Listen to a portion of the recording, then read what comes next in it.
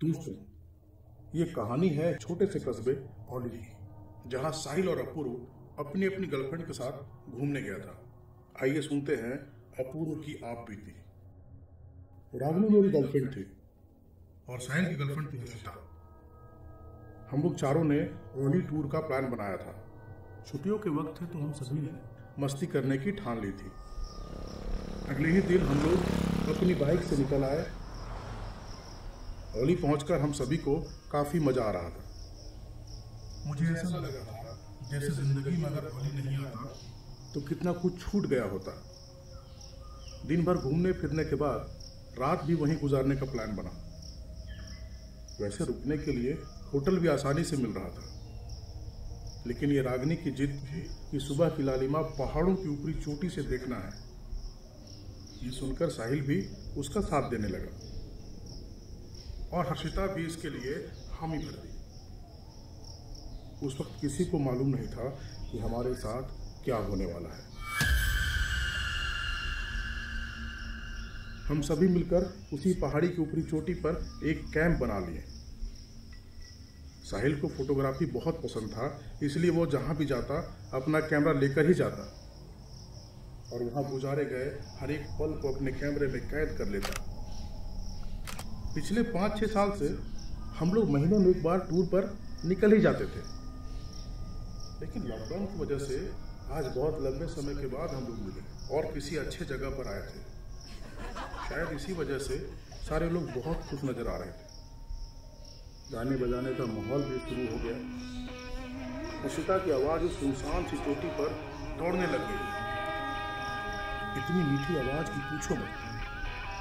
अब बियर की बोतलें भी निकाल लिया और फिर हम सारे लोग मस्ती करने लगे। बहुत मजा आ रहा था। आसमान के तारे ऐसे दिख रहे थे मानो कि वे बहुत नजदीक हैं। इस पल को साहिल अपने कैमरे से कैसे दूर रख सकता था। वो सबकी तस्वीरें लेना शुरू करता है। अपनी गर्लफ्रेंड हर्षिता की तस्वीर निकालते वक्त उसको ऐसा महसूस हुआ कि हर्षिता पीछे की छोटी सी और बहुत अच्छी हाथ में गुड़िया दिख रही है। साहिल जल्दी से कैमरा हटाता है और उस तरफ देखता है, पर वहां कोई तस्वीर नहीं थी। हर्षिता अब भी उसी तरह बैठी है और अपने मगन में गाए जा रही है। हम लोगों को इस बात की कोई भनक नहीं थी। साहिल फिर से कैमरे में देखता है, वो बच्ची अब भी वहीं है। साहिल को डर लगने लगा और वो चुपचाप मेरे बगल में आकर बैठ गया। थोड़ी देर बाद जब उसे पता चल के दिल आने लग गए, वो हम लोग को उस बच्ची के बारे में बताने लगा। साहिल खुद में ही इतना उलझा हुआ था कि हम में से किसी को भी उसकी बातों पर यकीन नहीं हुआ। सुनते ही हम सभी हंसने लगे। कुछ देर बाद वो भी ये सब भूलकर हमारे साथ शामिल हो गया। फिर से तस्वीरें निकालने लगा और फिर से उस बच्ची को देखा। वो दौड़ते हुए मेरे पास आया और बच्ची के बारे में बताने लगा। उसकी बात पूरी भी नहीं हुई थी कि अचानक से एक बच्ची की हंसने की आवाज आई और हम सभी लोग वहीं के वहीं रुक गए। फिर अजीबोगरीब आवाजें चारों तरफ से गूंजने लगी। बियर की बोतलें पहाड़ों से लुढ़कने लगी। जोर की हवा चलने लगी और ऐसा लग रहा था कि हवाएं हमें अपने साथ उड़ाकर पहाड़ों से नीचे फेंकना चाहती है। अब साहिल की बात पर हम सभी को यकीन होने लगा, लेकिन वहां आसपास में कोई नहीं दिख रहा था। मैं भी बहुत डर गया और डर के पीछे कैमरे से पहाड़ चारों तरफ देखने लगा। जैसे ही रागनी की तरफ कैमरा मुड़ा, मुझे रागनी की जगह वो बच्ची दिखी। देखते ही मेरे हाथ से कैमरा छूट गया। मानो वो मुझसे कुछ कहना चाह रही है, लेकिन मुझ में सुनने की हिम्मत जरा भी नहीं थी।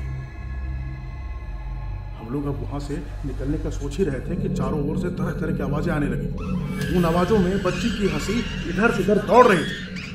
रागिनी और हर्षिता के चेहरे पर डर साफ दिख रहा था और वे दोनों वहां से बाहर निकलने के लिए दौड़ने लगे।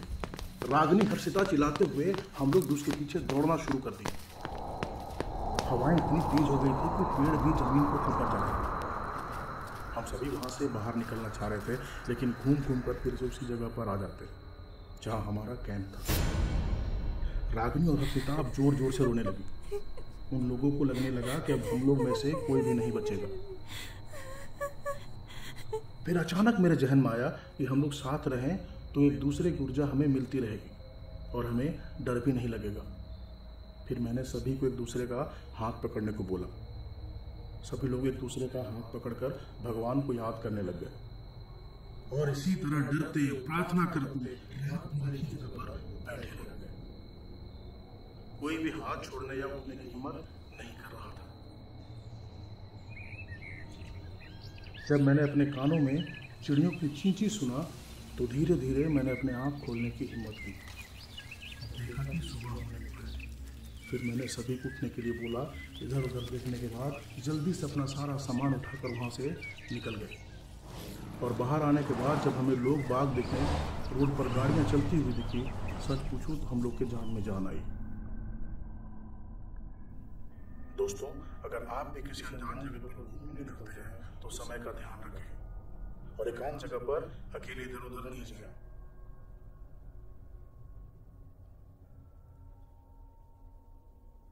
तो दोस्तों, ये थी सच्ची घटना पर आधारित हमारी कहानी रात और कैंपिंग। कैसी लगी आपको कहानी? कमेंट बॉक्स पर जरूर बताएं। साथ ही अपने दोस्तों को भी शेयर करें, लाइक करें, कमेंट करें एवं आगे भी ऐसी डरावनी और रोचक कहानी को सुनने के लिए हमारे चैनल स्टोरी टीवी को जरूर सब्सक्राइब करें। मिलते हैं फिर किसी डरावनी और रोचक कहानी के साथ। शुक्रिया।